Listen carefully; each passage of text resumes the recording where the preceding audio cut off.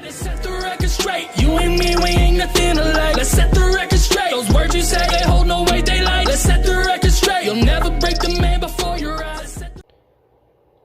Hello everyone and welcome back to another Wave preview type deal. It's not a diecast review because we don't have the Wave on us.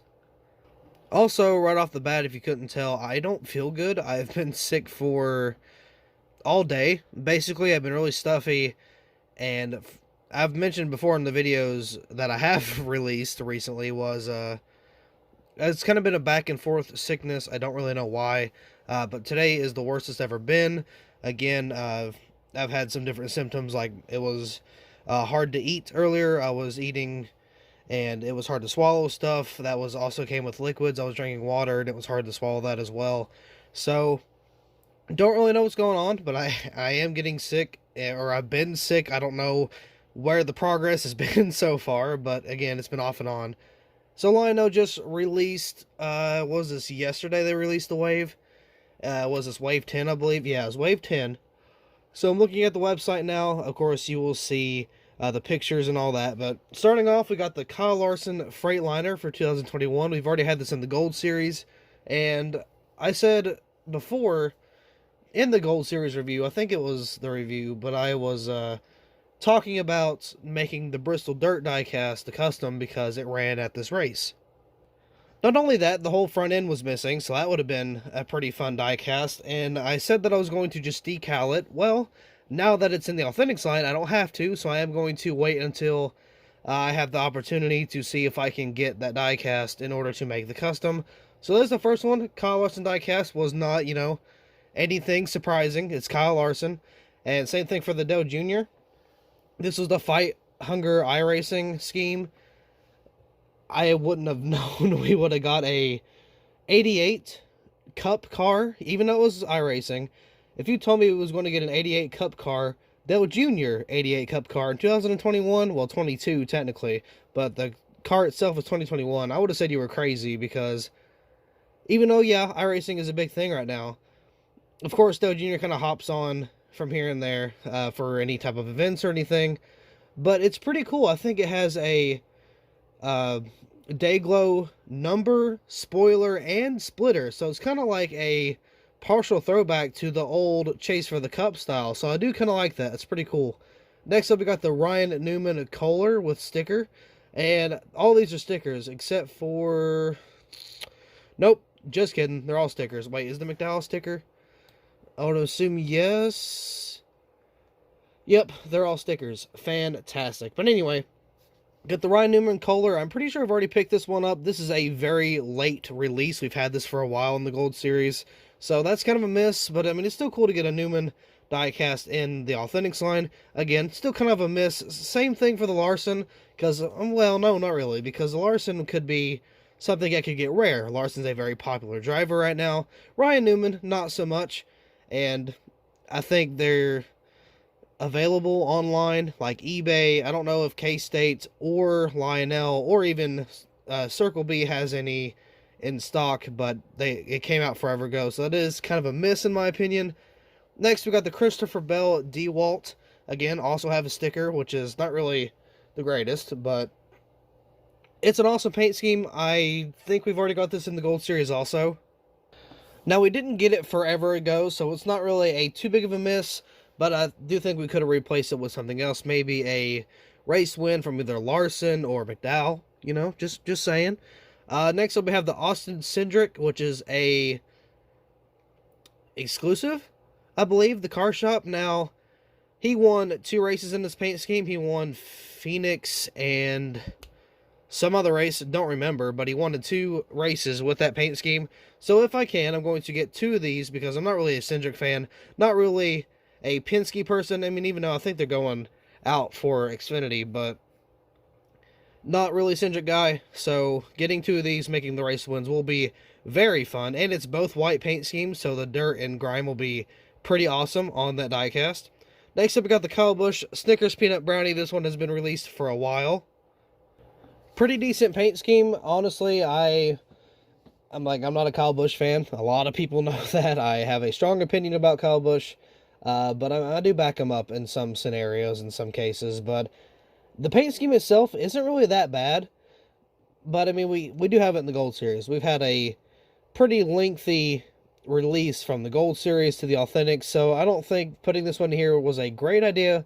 But I mean, who knows? You could have replaced it with some other exclusive or something like that.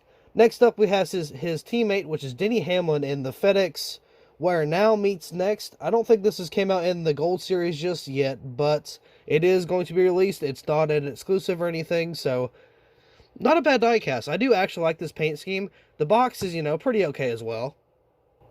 So I don't know if I'll get it in the Authentics line, because, here's the thing. Where I'm going to be building my own, little personal room I'm going to have all my diecast displayed, right? I like detail, so the banners are awesome. I love the banners, preferably over the Authentics line. So I don't know if I'll go for the Gold Series or the Authentics just yet. We will have to see a little later on down the road, probably. Next up is Alex Bowman. Awesome race car, obviously, because it's, bias. But, no, this is his throwback paint scheme to his crew chief, so that's pretty cool. I've already got this in the Gold Series, and it was released not too long ago, so it's not a complete miss. And we don't get a lot of Bowmans right now anyway. I think we've only got... How many have we had in Authentics?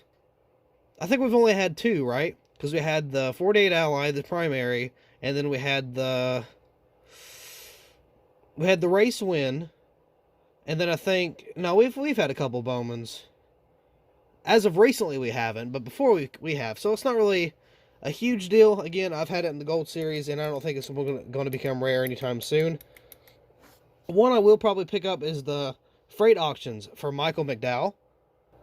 Now, personally, I was not going to pick up this paint scheme at all, either Gold Series or if it was going to be in the release of the Authentics. But now, seeing it in kind of a picture form, this looks a lot better than I kind of, originally thought. So, we might just have to pick it up in the Authentics line. Again, I will not be picking up in the Gold Series, so there's that. That's kind of debatable.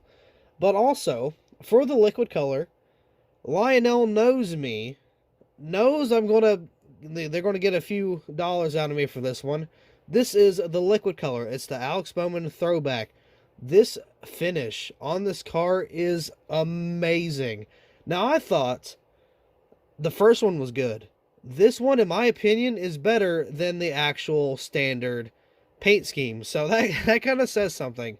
So if I cannot find this diecast, I will not be too upset about it if I can't find it, because I already have a Bowman liquid color. But at the same time, Bowman's my guy. Everybody knows that I'm a huge fan of Bowman, so I might have to sacrifice an arm and a leg for this one, just like I did with the primary paint scheme. But I guess we'll have to see. And scalpers are going to be all over this specific liquid color, so that's fantastic. Great.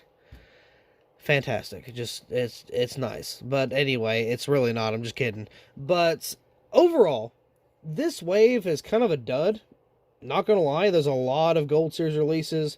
There's only one that we have not had in the Gold Series just yet. And there's only one exclusive. Now, the liquid color does bring it up a little bit. Not because I'm a Bowman fan, but because it is a really good liquid color.